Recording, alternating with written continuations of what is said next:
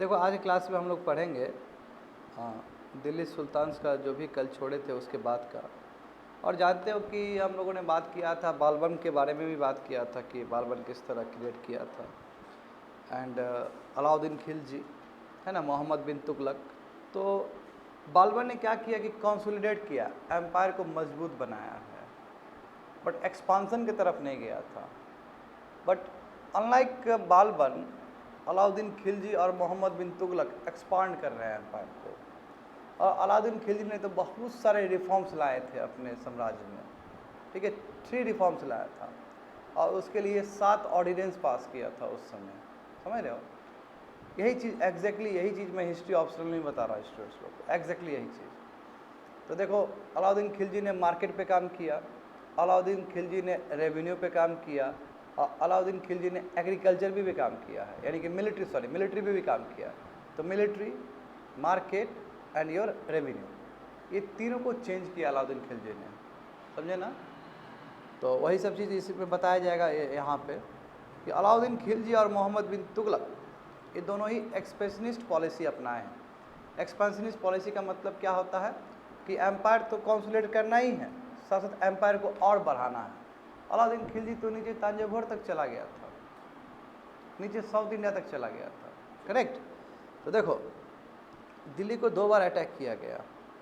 Delhi was attack twice in 1299 and 1300 and 302 and 303, यानी कि 2 बार अटैक हुआ है। As a defensive measure Alauddin Khilji raised a long standing army. चूँकि 2 बार अटैक हो चुका है मंगोल से बाहर से, इसलिए इसने क्या किया कि अब बड़ा स्टैंडिंग आर्मी क्रिएट करेगा। अभी भारत में स्टैंडिंग आर्मी है कि नहीं है, यानी कि ऐसा नहीं कि वर्क कंप्लीट हो गया तो डिसबैंड नहीं होता, ये लोग अभी भी रहते हैं। बीएसएफ अभी भी है ना, चाहे वार हो या ना हो। लेकिन स्टैंडिंग आर्मी का मतलब है कि 24/7 वो आर्मी आपके लिए खड़ा है वहाँ पे।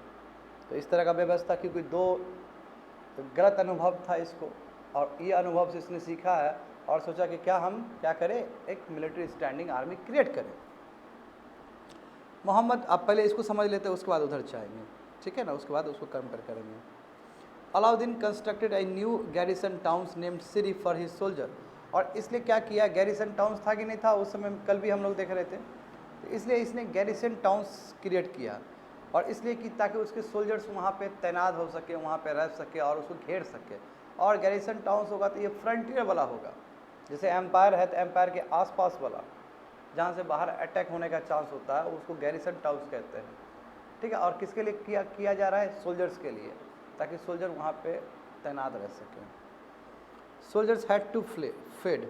अब सोल्जर को खाना खिलाना है, तो सोल्जर को जब खाना खिलाना है तो तुमको क्या करना होगा, मार्केट रेगुलेशन भी करेगा अलाउद्दीन खिलजी। मार्केट रेगुलेशन करने का मतलब क्या है कि अलाउद्दीन खिलजी तय करेगा कि ये सर्टन अमाउंट ऑफ चीज़ का दाम यही होगा, जैसे गेहूँ का दाम यही होगा, चावल का दाम यही होगा, या समथिंग का दाम यही होगा। जब सरकार तय कर देगी, यानी कि उस समय किंग तय कर देगी, तो मार्केट को वही रेट पे बेचना पड़ेगा। और इससे क्या होगा कि सोल्जर्स का जो भी इनपुट चाहिए खाने के तौर पे उसको आराम से मिल जाएगा। जैसे अभी जाओगे तो हो सकता है पार्ले जी का बिस्किट 3 रुपया है, हो सकता है 10 रुपया हो जाए, तो बहुत सारे आदमी लोग नहीं खरीद पाएगा। बट अलाउद्दीन खिलजी इस बात को सुनिश्चित करेगा कि 3 रुपया है तो 3 ही रुपया रहेगा, बढ़ नहीं सकता है। क्योंकि स्टैंडिंग आर्मी को आपको रखना है तो पहले तो भोजन खिलाना पड़ेगा उसको, और इन्फ्लेशन को कंट्रोल करना पड़ेगा। इन्फ्लेशन मतलब समझ ही रहे हो तुम लोग, महंगाई को कंट्रोल करके रखना पड़ेगा। देखो उसी के लिए किया जा रहा है कि सोल्जर को खिलाना है। तो ये कैसे होगा, इसलिए इसने क्या किया, this was done through the produce collected as tax from lands between the Ganga and Yamuna, and tax was fixed at 50% of the peasants yield. और देखो इस मार्केट रेगुलेशन तो करता ही करता है, ठीक है, मार्केट रेगुलेशन ये फिक्स करता है, साथ साथ ये सुनिश्चित कर रहा है कि जो गंगा और यमुना का जो डोप है, डोप मतलब गंगा और यमुना, 2 रिवर के बीच में जो भी लैंड होगा वो बहुत फर्टाइल होगा, वहाँ पे एग्रीकल्चर बहुत अच्छे से कल्टीवेट हो सकता है। तो उस एरिया में 50% वो टैक्स लगा देगा। 50% टैक्स का मतलब ये हुआ कि मान लो कि 100 यूनिट प्रोड्यूस कर रहा है कोई भी किसान, तो उसका 50 यूनिट क्या है, राज्य के पास आ जाएगा, यानी कि दिल्ली सुल्तान के पास आ जाएगा। और सुल्तान क्या करेगा, उसी सामान को सोल्जर को दे देगा, समझ गए ना। तो ये इसलिए किया जा रहा है ताकि सोल्जर के पास खाने के लिए चीज़ रहे। And soldier had to be paid. अब उसके बाद सोल्जर को तुमको सैलरी के रूप में देना पड़ेगा, क्योंकि उसको भी घर चलाना है। तो उसके लिए देखो क्या किया इसने, Alauddin chose to pay his soldier salary in cash rather than इक्तास। अब देखो ये डिफरेंट है, इससे पहले हम देखे थे, इससे पहले हम लोग देखे बाकी सुल्तान का। बाकी सुल्तान क्या करता था, इक्ता दे देता था। इक्ता का मतलब कि लैंड दे दिया और वो मालिक बन गया उसका, और फिर वो टैक्स कलेक्ट कर रहा है पीजेंट से या बाकी लोगों से। बट इसने ऐसा नहीं किया, और इसके पीछे रीजन है। यदि मिलिट्री मैन को ही, मिलिट्री कमांडर को ही, आर्मी को यदि इक्ता दे दे, लैंड दे दे, तो इसका प्रॉब्लम ये होगा कि हो सकता है वो नेक्सस फॉर्म कर ले वहाँ पे। आर्मी क्या कर रहा है, कमांडर अपने लोगों से मिल के हो सकता है राजा के अगेंस्ट में विद्रोह कर दे। तो चूंकि विद्रोह नहीं करे इसलिए इक्ता वाला चीज़ उसको प्रोविंस नहीं मिलता, लैंड नहीं मिलता, उसको पैसा मिलेगा, कैश मिलेगा उसको। The soldiers would buy their supplies from the merchants in Delhi, and it was thus feared that the merchants would raise their prices. To stop this, Alauddin controlled the prices of goods. In Delhi, prices were carefully surveyed by the officers, and merchants who did not sell at the prescribed rates were punished. अब इसमें क्या बोला जा रहा है कि देखो, अब जो सोल्जर जो खाएंगे वहाँ पे, तो वो क्या खाएंगे, जो मर्चेंट गांव देहात से जो उठा के लाएगा दिल्ली में वही खाएंगे। मर्चेंट मतलब व्यापारी वाला लोग जो है, जो जाएंगे फार्मर से मिलने के लिए। अब यहाँ पे समझो, एक छोटा सा कहानी बताता हूँ। राजा ने, अलाउद्दीन खिलजी ने जो मर्चेंट को भेजा, उस मर्चेंट का नाम था बंजारास। अब बंजारास पास लाइसेंस रहता था, ये लाइसेंस दिखाता, देखो हमको अलाउद्दीन ने भेजा है, तो पीजेंट को देना ही पड़ेगा इसको।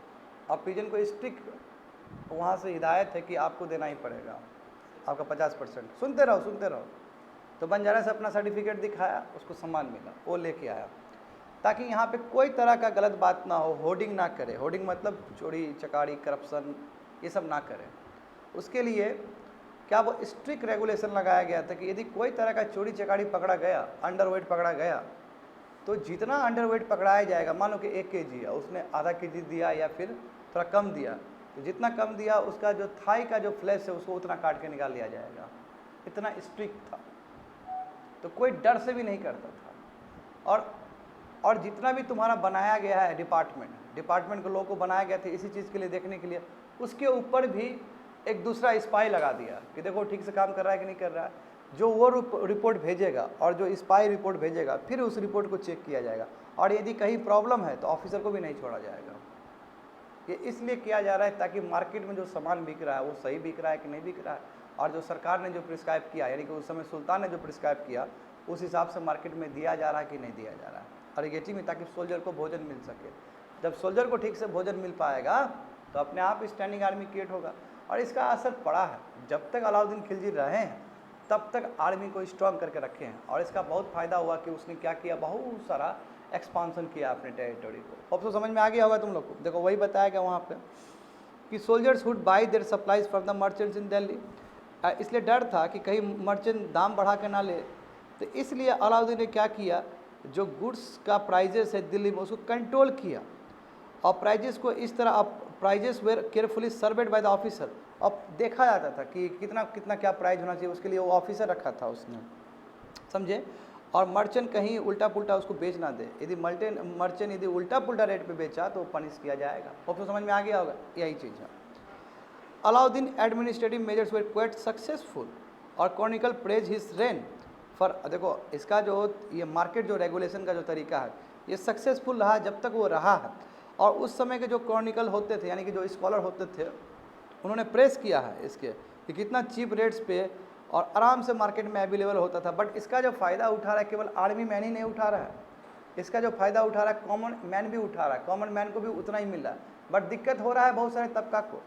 मर्चेंट को दिक्कत हो रहा है, और किसान को सबसे बड़ा दिक्कत है। और किसान के लिए इसने कुछ नया चीज़ नहीं किया है, किसान का पूरा शोषण करके रखा है अलाउद्दीन खिलजी ने। तो कई स्कॉलर है, जैसे भारत में एक से एक स्कॉलर है, मोहम्मद हबीब है, ठीक है, मोहम्मद हबीब बहुत बड़े स्कॉलर है। और उस समय के भी एक से एक स्कॉलर है, मेडेबल इंडिया का जानते हो, मिनहाज सिराज के बारे में बताए थे। तो कई लोग ऐसे कहते हैं कि अलाउद्दीन खिलजी वेलफेयर मेजर्स कर रहे थे ताकि कॉमन आदमी भी वही दाम में खा सके। बट अभी के जो मॉडर्न स्कॉलर वो कहते ऐसा नहीं है। वो जो भी कर रहा था वो वेलफेयर मेजर के नाम पे नहीं कर रहा था, वो बस इसलिए कर रहा था ताकि सोल्जर खाना खा सके और इसका स्टैंडिंग आर्मी खड़ा हो सके। और गेटिंग में समझ में आ रहा है क्या बोल रहे हैं? उसके दिमाग में वेलफेयर मेजर था ही नहीं। यदि वेलफेयर मेजर होता तो पीजेंट्स के बारे में सोचता, और उसको ऐसा भी नहीं बोलता कि 50% आप दो टैक्स। क्यों 50% देना, इट्स सो डिफिकल्ट ना। अब ड्रॉट के टाइम में भी कोई अलग से राहत नहीं था। ये सभी चीज़ है देखो। तो अलाउद्दीन का ये एडमिनिस्ट्रेटिव मेजर्स क्वाइट सक्सेसफुल रहा और क्रॉनिकल्स स्कॉलर्स ने इसके रेन को, इसके टेन्योर के, इनका जो कार्यकाल था उसको प्रेज्ड किया है और बोला कि बहुत ही बेहतरीन है कि गुड्स को किस तरह इसने कंट्रोल करके रखा, गुड्स के प्राइस को कंट्रोल करके रखा मार्केट में। और इसलिए जो मंगोल इन्वेजन थे उससे ये बच पाया। क्यों? आर्मी है तो आर्मी देख लेगा बढ़िया से वहाँ पे गैरिसन टाउन्स में, वहाँ पे नॉर्थ वेस्ट फ्रंटियर में। तो ये इसका अचीवमेंट है। अब हम लोग देखते हैं कि on similar and Mohammad bin Tughlaq का क्या कंट्रीब्यूशन रहा है, उसने किस तरह अपने साम्राज्य को आगे ले गया। अब जानते हो कि ये मैंने हर समय कहा कि मोहम्मद बिन तुगलक अपने ज़माने से आय का रूलर था ये, और इसने लाया तो बहुत इनोवेटिव चीज़ लाया, बट वो फॉल्स हो गया, वो फेल कर गया उस समय।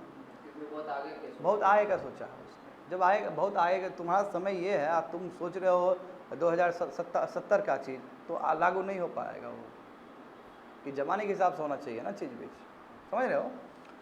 तो सल्तनत was attacked in the early years of Mohammad bin Tughlaq, यानी कि देखो अलाउद्दीन खिलजी के टाइम में तो मंगोल थ्रेट हुआ ही है 2 बार। एट द सेम टाइम जब मोहम्मद बिन तुगलक जब संभाल रहे थे एज अ सुल्तान, उनके अर्ली टाइम में भी मंगोल इन्वेजन हुआ है, मंगोल का अटैक हुआ है। The Mongol army was defeated, Mongol army को डिफीट कर दिया इन्होंने। Mohammad bin Tughlaq was confident about the strength of his army and resources to plan an attack on Transoxiana, he therefore raised a large standing army. Transoxiana मतलब क्या होता है? ये Iran वाला हिस्सा। ये बोला था कि अब हम मंगोल को भी नहीं छोड़ेंगे, उसको भी अटैक कर देंगे। अब ये उससे भी 2 कदम आगे है, अलाउद्दीन से आगे है, समझा। तो ईरान का जो जगह है, जो ट्रांसोपेनिया है, वहाँ बोला वहाँ पे भी अटैक करेंगे, और मंगोल को भी पानी पिला कर रख देंगे हम। और इसने मंगोल को हरा दिया था, उधर से इन्वेजन हुआ था, मंगोल को हरा दिया, और हराने के बाद कॉन्फिडेंस आया कि चलो उसको अंदर जाके हरा देंगे अब। तो this is the case of Mohammad bin Tughlaq. समझ में आ रहा है ना। Rather than constructing a new garrison town, the oldest of the 4 cities of Delhi, Delhi-e-Kunha, was emptied of its residents and the soldier garrison there. क्या बोला? rather than constructing, यानी कि इसने क्या किया, कोई न्यू गैरिसन टाउन नहीं बनाया, जो ओल्डेस्ट था तुम्हारा 4 सिटीज़ दिल्ली में, उसी को क्या किया, खाली करवाया रेसिडेंट्स को। वहाँ पे जो ओल्डेस्ट सिटीज़ थे ना 4 दिल्ली के, वहाँ पे रेसिडेंट्स लोग सब थे, उसको खाली करवाया और उसी को गैरिसन टाउन्स बनाया इसने। जैसे कई बार होता है ना, कई जगह है वहाँ पे आम नागरिक रह रहा है, तो आम नागरिक को हटा दिया गया वहाँ से, आम नागरिक को हटा के वहाँ पे आर्मी को बहाल कर दिया गया ताकि सुरक्षा मिल सके। समझे, इसने नया कुछ नहीं बनाया, गैरिसन नहीं बनाया। The residents of old city were sent to the new city. अब जो रेसिडेंट था उसको दौलताबाद भेज दिया, साउथ में। देखो ये गड़बड़ किया ना, यही तो मैं बोला हूँ, देवागिरी, दौलताबाद में देवागिरी, महाराष्ट्र में कैपिटल बनाने की कोशिश किया इसने। और जब वहाँ से वहाँ शिफ्ट करेगा तो कितने लोग मरेंगे, क्योंकि अभी तो है नहीं, अभी जैसा तो थोड़ी है कि हवाई जहाज से चल जाएगा शिफ्ट होकर। तो प्रॉब्लम हुआ जब इसको रियलाइज हुआ कि यहाँ डेक्कन में, यहाँ तो और प्रॉब्लम है, हो सकता है मंगोल फिर से उधर इन्वेट कर दे हमको, तो फिर नीचे से ऊपर जाए तो बहुत सारा लोग मर जाएगा इसका। There is a serious problem. Produce from the same area was collected as a tax to feed. और वही बात है, जो डॉप वाला रीजन है, गंगा यमुना वाला जो डॉप है, वहीं से वो टैक्स कलेक्ट करेगा, क्योंकि वो एरिया बहुत फर्टाइल है, तो टैक्स कलेक्ट करना आसान होगा वहाँ से, ताकि वो आर्मी को रख सके। But to meet the expense of maintaining such a large number of soldier, the sultan levied additional tax. अब इतना बड़ा आर्मी है और इसका अलग ही दुनिया भर का तिगड़मबाजी चल रहा है कि कभी ये वो कर रहा है, यहाँ कैपिटल शिफ्ट एक जगह से दूसरी जगह करने में लगता है ना पैसा, तो अब उसको एडिशनल चाहिए, वो फिर एडिशनल सेस ले रहा है, उसको पैसा अलग से चाहिए, तो वो एडिशनल सेस लगवा रहा था। इसका स्थिति क्या होगा बताओ तो? पीजेंट्स के ऊपर हालत खराब हो जाएगा ना, उसको और एक्स्ट्रा टैक्स ले रहे हो। तो देखो, तो इस और उतना ही नहीं, उस समय फेमिन भी आ गया था उस जगह पे, फिर सूखा पड़ गया। अब गंगा यमुना के आसपास का एरिया सूखा पड़ गया है, उस पर 50% ले ही रहे हो, उसमें और लगा दिए, तो क्या होगा, ये लोग भाग जाएगा, बोलेगा कि हम अब फार्मर नहीं बनेंगे, जा रहे घर जा रहे हैं, छोड़ के चला जाएगा, तो सिचुएशन तो और ख़राब हो जाएगा इसके लिए।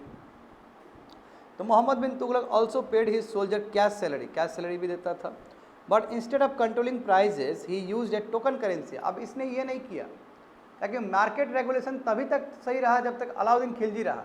अलाउद्दीन खिलजी मरने के बाद वो मार्केट नहीं हो पाया फिर से मार्केट रेगुलेशन, तो मोहम्मद बिन तुगलक ने मार्केट का कंट्रोल नहीं किया, बट इसने क्या किया, टोकन करेंसी लाया। और ये टोकन करेंसी का आइडिया कहाँ से आया था, उसको चाइना से आया था, चाइना में चलता था वो टोकन करेंसी, तो वहाँ से ये आइडिया लाया, और भारत में पहली बार ऐसा होने वाला था टोकन करेंसी। टोकन करेंसी मतलब समझ रहे हो ना, ये सिल्वर उल्वर का, ये कपर ऊपर का ये बना हुआ करेंसी है।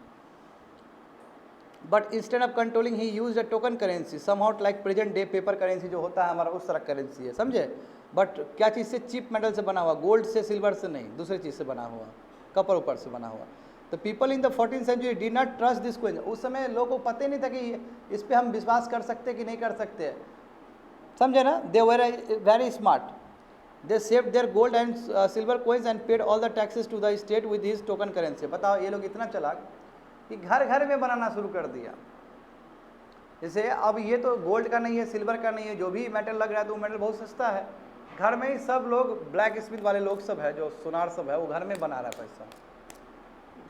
तो ये कहा जाता है कि स्थिति इतना खराब हो गया था कि बाद में इनको वापस करना पड़ा कि ठीक है, इशू तो यही किए थे, बोले कि जितना है सब ला दो, हम उसके बदले में तुमको गोल्ड और सिल्वर दे देंगे। सब लाया, अब सब बेकार हो गया, वो सब लाया और सबको गोल्ड और सिल्वर दिया गया, और कहा था कि पूरा दिल्ली सिटी पूरा पैसा से भर गया था और सब बेकार हो गया, डिमोनेटाइज हो गया वो सब चीज़। तो कितना तिजोरी खाली हो गया, पूरा बर्बाद हो गया वो राजा। समझ में आया ना। This cheap currency could also भी काउंटरफिट। वही आराम, काउंटरफिट का मतलब कि आराम से बनाया जा सकता था उसको। काउंटरफिट मतलब नकली करेंसी। हम बोली रहे घर घर में, आदमी लोग घर घर में, जैसे देखो ना दारूबंदी हुआ ना यहाँ पे, जो घर घर क्या बन रहा है, मिथेनॉल बन रहा है घर घर में, वही हालत है। तो Mohammad bin Tughlaq administrative measures were failure, यानी कि मोहम्मद बिन तुगलक ने जो भी एडमिनिस्ट्रेटिव मैकेनिज्म लाया, टोकन करेंसी लाया, या फिर कैपिटल तुम्हारा दिल्ली से देवागिरी शिफ्ट करना, यानी कि दौलताबाद शिफ्ट करना, वो सब फेलियर हुआ, मैसिव फेलियर रहा है। ये कैंपेन बताओ कश्मीर में चलवा दिया, अब कश्मीर में जाकर हार गया ये, और उल्टा जो लैंड था अपना कश्मीर के बगल में वो भी हार गया ये। तो ये जो बोल रहा था कि हम त्रिस्कुनिया वहाँ जाके पूरा ले ले गए, तो इसका अपना ही जगह छूट गया इसका, ये हालत हुआ ही। उसके बाद इसने प्लान छोड़ दिया कि वो ये त्रिस्कोनिया वहाँ पे नहीं जाएंगे, और अपने आर्मी को इसने हटा दिया, डिसबैंड कर दिया, तोड़ दिया, क्योंकि पैसा ही नहीं है उसको आर्मी खिलाने के लिए, समझ गया ना। Meanwhile his administrative measures created complication, अब बहुत कॉम्प्लिकेशन हो गया इसका। पीपल शिफ्ट करना दौलताबाद से, वो भी एक एग्जाम्पल है। टैक्सेस बढ़ाना फेमिन के टाइम में गंगा यमुना में, उससे रेबिलियन हो गया, लोग सब बोले कि आप तो बंदूक उठाओ, मारो राजा का सेना को, कुछ कर नहीं सकते हो, क्योंकि बहुत ज़्यादा दिक्कत हो गया।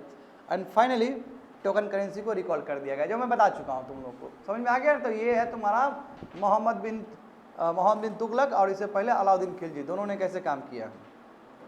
तो हम कह सकते हैं पूरा पढ़ के तो अलाउद्दीन खिलजी फार अहेड था as compare to Mohammad bin Tughlaq. जब तक रहा है एकदम रहा है, शिकंजे में रहा हो, हाँ एकदम स्ट्रिक्ट कर दिया था, रहा। ये अलग बात, देखो ये ऐसे भी देखो मेहनती था, दिमागी भी था, बट टोकन करेंसी बहुत बाद का चीज़ है, जो बाद में अप्लाई हुआ इंडिया में। हाँ फिर से तुगलक उसने काम किया, उसने आके फिर एग्रीकल्चर तकाबी लोन सब लाया उसने, हाँ रहा है था। बट प्रॉब्लम समझ रहे हो ना, लंबा रहने का मतलब ये नहीं कि आप अच्छा ही करते हो, ठीक है ना। नवीन पटनायक भी तो इतना लंबा रहा है, तो फिर उड़ीसा तो अभी तक डेवलप नहीं हुआ है, तो फिर नीतीश जी भी तो इतना लंबा रहे, फिर भी बिहार सबसे पीछे चल रहा है लिटरेसी में या बाकी पैरामीटर पे। तो फिर ऐसा ये मानदंड नहीं होता कि हम लंबा रहेंगे तो अच्छा ही काम करेगा। सर सबसे ज़्यादा तो नीतीश कुमार ही लग रहा है, बिहार का तो सिटिंग सीएम तो रहा है, लंबा रहा है ना। और ये जानते हो कितना डेडली है, वो रहेंगे जब तक पीएम नहीं बन जाते हैं, रहेंगे अभी वो, है ना।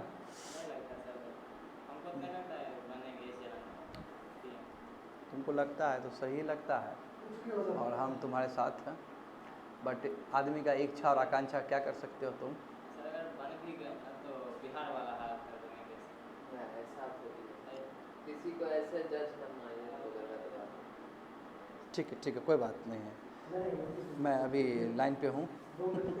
सुनो देखो, in this list of Mohammad bin Tughlaq failures we sometimes forget that for the first time in the history of Sultanate, a Delhi Sultanate planned a campaign to capture Mongol territory। हाँ ये मानते हैं कि MBT फेल हो गया, मोहम्मद बिन तुगलक फेल हो गया क्योंकि अपने रीजन से। पर हमें ये भी समझना होगा कि एक कोई राजा है जिसने मतलब दिमाग लगाया कि हम अब मंगोल को भी नहीं छोड़ेंगे, उसका एरिया भी कंट्रोल कर देंगे, ये अपने आप में बड़ी बात है। नहीं तो मंगल से सब दहशत खाता था, और मंगल के बारे में तुमको पता ही है, जहाँ से निकलता था सब भागता था डर से, इतना दहशत था चंगेज़ खान सबका। भाई ये आदमी बोला कि उसको भी हम ले लेंगे, उसको भी हरा देंगे। तो ये जज्बा अपने आप में बड़ी बात है, समझे। वही बोल रहा है कि हमें बोलना नहीं चाहिए कि उसने प्लान किया था कैंपेन ताकि मंगोल टेरिटरी को भी कैप्चर कर ले। Unlike Alauddin defensive measures, Muhammad bin Tughlaq measures were considered as a part of military offensive against the Mughal. अब अलाउद्दीन ने क्या किया कि डिफेंसिव किया, कि बचाना है, गैरिसन टाउन्स को बचाना है, उसको आने ही नहीं देना। बट ये क्या है, बचाना तो है बट उसका टेरिटोरी भी ले लेना है। स्ट्रेटजी में अंतर था। ये अलग बात है कि नहीं कर पाया उस लेवल पे, बट सोच तो था। तो देखते हैं सल्तनत in the 15th and 16th century. तो जो पहले टेबल में पढ़े बहुत अच्छे से पढ़े थे, कल बताए थे। तो नोटिस किया है कि तुगलक सैयद लोधी रूल किया है दिल्ली और आगरा वाला एरिया को, कब तक, 1526 तक। बाई देन जौनपुर, बंगाल, मालवा, गुजरात, राजस्थान और इंटायर साउथ इंडिया वो इंडिपेंडेंट रूलर्स बन गया था। वहाँ पे इंडिपेंडेंट था और वो स्टेट प्रॉस्परस कैपिटल बन चुका था। सब ये इंडिपेंडेंट, ये दिल्ली सल्तनत के अंदर नहीं था, ये सब अलग बन गया। नियम यही है कि ऊपर यदि वीक आए तो इंडिपेंडेंट घोषित कर लो आप नीचे, है ना। And this was also the period which saw the emergence of new ruling groups. और यहाँ पे अफगान, राजपूत सब फिर रिवाइव किए और नए नए बनना शुरू कर दिए, नए नए ग्रुप क्रिएट होना शुरू हो गए। ऐसा ही होता है हिस्ट्री में। Some of the states establish in this periods were small but powerful, छोटे छोटे थे बट बहुत पावरफुल थे और अच्छे से एडमिनिस्ट्रेट करते थे। प्रशासन का नॉलेज बहुत अच्छा था। जैसे शेरशाह सूरी बेस्ट एग्जाम्पल है। देखो ये 1540 से लेकर 1545 तक रहे। इन्होंने करियर शुरू किया as a manager of small territory. अपने अंकल जो थे, अंकल बिहार में इनके अंकल को मिला था, वहाँ पे ये मैनेजर के रूप में काम करते थे, लैंड को देखने वाला। और देखो इवेंचुअली बाद में इतना बड़ा आदमी बना ये, बाद में ये हुमायूं के लिए सरदर्द हुआ है, जानते हो तुम लोग, बैटल ऑफ चौसा वगैरह जानते हो, है ना। तो देखो 1530 से लेके, देखो अब हुमायूं भी रूल किया 1530 से लेकर 1540 तक, और उसके बाद देखो 15 साल गैप है, देखो 15 साल गैप है। फिर हुमायूं आया 1550 से लेकर 50 से, एक ही साल के लिए आया। ये बीच जो 15 साल का ही वो गैप हो, शेरशाह सूरी ने लिया था। देखो एक्चुअल में ना, अब शेरशाह सूरी का भाग खराब था, क्या खराब था सोचो, वो मर गया तो इसको मौका मिला, वो आया हुमायूं जैसे शासन लिया, वो भी मर गया, तो सब फायदा हुआ अकबर को जाके बाद में। मगर मुगल तो बाबर के साथ ही खत्म हो जाता है, बाबर और हुमायूं के साथ ही खत्म हो जाता है शेरशाह सूरी। और कहा था यदि शेरशाह सूरी लेता पूरा साम्राज्य को तो बेटर होता मुगल से, ऐसे लोग कहते हैं। क्यों? क्योंकि शेरशाह सूरी एक बहुत अच्छा एडमिनिस्ट्रेटर था, उसको समझ था, क्योंकि उसी का नियम जो है ना अकबर ने भी फॉलो किया बाद में जाके। और गेटिंग में देखो शेरशाह सूरी दिल्ली कैप्चर किया और अपना ही डायनेस्टी बनाया, जिसको कहते हैं सू डायनेस्टी, और लगभग 15 साल तक रहा है। देखो 1540 से लेकर 1550 जहाँ हुमायूं को हरा दिया था। समझ में आ गया ना। It introduce N administration that borrowed element. देखो और इसने जो एडमिनिस्ट्रेशन लाया ये भी दिल्ली सल्तनत का अलाउद्दीन खिलजी से सीखा हुआ चीज़ था, समझे, और इसे इसने और अच्छे से इम्प्लीमेंट किया है। तो शेरशाह सूरी एक बहुत ही एफिशिएंट एडमिनिस्ट्रेटर है। और इसका मकबरा जानते हो कि बिहार के सासाराम में है कि नहीं है, टम, हाँ ना, वही। तो शेरशाह एडमिनिस्ट्रेशन बहुत ही रोल मॉडल बना है अकबर के लिए भी, क्योंकि अकबर भी उसके मॉडल को यूज़ किया है बाद में जाके। और कहीं ना कहीं जब अकबर ने यूज़ किया था तो इस मेथड के वजह से पूरा अकबर ने अपने शासन को कंसोलिडेट कर लिया था, अपने अंदर अच्छे से रख लिया था, thanks to Sher Shah Suri administration. समझ गए। तो जब भारत में ऐसा हो रहा था तो दुनिया में क्या हो रहा था इस समय, दिल्ली सल्तनत के टाइम में दुनिया में, वर्ल्ड में क्या स्थिति था। देखो the 3 orders, the peace of God, the knights and the crusades. समझो, the idea of 3 orders was first formulated in the France in the early 11th century. ये 3 ऑर्डर वाला जो कंसेप्ट है ना, सबसे पहले तुम्हारा फ्रांस में आया था, वो भी अर्ली 11th सेंचुरी, वही 1010-1020 के आसपास का टाइम है। It divide society into 3 class. ये 3 ऑर्डर का मतलब क्या है कि इससे क्या होगा कि सोसाइटी 3 भाग में डिवाइड होंगे। क्या? दोस्त हु प्रेड, जो भगवान को मानते हैं, जो फाइट करते हैं, और जो लैंड को कल्टीवेट करते हैं। तो देखो एक तरह से वर्ना सिस्टम जो भारत में हुआ था लगभग उस तरह का फ्रांस में भी डेवलपमेंट हो रहा है। कुछ समझ में आ रहा है ना। ये फ्रांस का स्थिति है जब यहाँ पे दिल्ली अर्ली मेडिवल इंडिया चल रहा है, बात का चल रहा है, तो उस समय बाहर के कंट्री में, यूरोप में क्या हो रहा है। एंड ये देखो इसी को 3 ऑर्डर बोलते हैं। और वो चर्च ने जानबूझ के 3 ऑर्डर को और प्रमोट किया ताकि चर्च का मोनोपोली बना रहे। और जानते हो कि इंडिया में भी वही तो हुआ है पहले, कि ब्राह्मण्स ने जानबूझ के वर्ना सिस्टम को प्रमोट किया ताकि उसका दबदबा बना रहे। सेम चीज़ हो रहा हो वर्ल्ड में, देख रहे हो, ताकि अपने डोमिनेंट रोल को इस सोसाइटी में बरकरार रखे। और दिस हेल्प द, इसलिए तुम्हारा इसके बाद क्या हो गया, एक वॉरियर क्लास आया वहाँ पे, जिसको नाइट्स कहा जाता है। देखो नाइट्स से रिलेटेड बहुत सारी कहानी लिखा गया है यूरोपियन कंट्रीज़ में। तुम लोग पढ़े हो, इंडिया में बहुत सारा NCERT में नाइट्स करके बहुत सारा है, कहानी वगैरह सब है। समझ गए ना। तो वॉरियर ग्रुप कौन आएगा? Knights. The church patronize this group and use them to propagate the idea of peace of God. और चर्च ने क्या किया, ये जो ग्रुप है इसका, नाइट्स का ग्रुप हो या फिर जो 3 ऑर्डर्स है, उसको यूज़ करके इसने क्या किया कि पीस ऑफ गॉड का मैसेज पहुंचाया है दुनिया भर में। This attempt was to direct warriors away from the conflict among themselves. ये जानबूझ को वॉरियर को यूज़ किया ताकि वॉरियर इस पर भड़के नहीं और इसको मारे नहीं और इसका सब ऑर्डिनेट बन के रहे। जैसे देखो बढ़ते इस्तेमा कर देना, रिचुअल्स कर देना, बाजपिया कर देना, तो उस समय तो हाइपर एक्टिव कौन था, ये ब्राह्मण्स लोग ही था। और क्षत्रिय बोला ठीक है गुरु जी आप करवा दिए राज्याभिषेक, हम बैठे रहेंगे। तो कहीं ना कहीं क्षत्रिय का सॉफ्ट कॉर्नर हो जाएगा ब्राह्मण्स को लेके। सेम यहाँ पे भी ऐसे ही हो रहा है। कौशिक समझ में आ रहा है कुछ भी? ये बढ़िया समझना। देखो स्थिति सबका सोसाइटी का एक ही है लगभग। And this attempt was to direct warriors away from the conflict among themselves and send them instead on campaign against. अब बोला कि जाओ, यानी कि उसको ध्यान भटकाना और उसको ऐसा कर देना कि वो तुम्हारा चर्च पे अटैक नहीं करे, उल्टा जाके दूसरी जगह पे अटैक करके लैंड और हथियाए। देखो यही हुआ है कि मुस्लिम का अगेंस्ट लड़ाई करे, जेरूसलम को पाने का कोशिश करे। जेरूसलम वही इजराइल का जो कैपिटल है अभी, ठीक है। और देखो इसके वजह से बहुत सारा कैंपेन्स हुआ। इसी कैंपेन्स को हम क्रूसेड्स कहते हैं क्योंकि इसमें बहुत सारे लोग मरे हैं। This campaign in the service of God. बताओ ये कैंपेन भगवान को सेवा करने के लिए था। बताओ भगवान के नाम पे दंगा फसाद हो रहा है यहाँ पे। And church completely alter the status of, church ने क्या किया, जो नाइट का जो स्टेटस है पूरा बदल दिया। समझे ना? Originally this knights did not belong to the, शुरू में ये नोबल्स का हिस्सा था ही नहीं। नोबल समझ रहे हो, जो इंपॉर्टेंट क्लास है, यहाँ के नोबल्स नहीं, वहाँ के नोबल्स। वहाँ के नोबल्स का मतलब होता है जो लैंड लॉर्ड है, ठीक है। वहाँ के नोबल्स का मतलब जो लैंड लॉर्ड है। मगर ये जो वॉरियर्स है लैंड लॉर्ड का भी शुरू में रहा ही नहीं, बट इतना प्रमोट किया चर्च ने कि उसको एक तरह से नोबल का दर्जा मिल गया। और उसको ये यूज़ कर रहा है कि जाओ मुसलमान का जो एरिया कैप्चर है उसको लूट लो, जेरूसलम को कैप्चर कर लो। यही क्रूसेड कहते हैं। Originally this knights did not belong to the class of noble, but by the end of 11th century in France, a century later in Germany, the humble origin of this warrior were forgotten, and by 12th century nobles also wanted to be known as a। अब बाद में देखो एक शताब्दी बीतने के बाद, 2 शताब्दी बीतने के बाद क्या हुआ कि बाद में सबको नाइट जो है, नाइट लगने लगा क्या ये लोग नोबल्स ही हैं।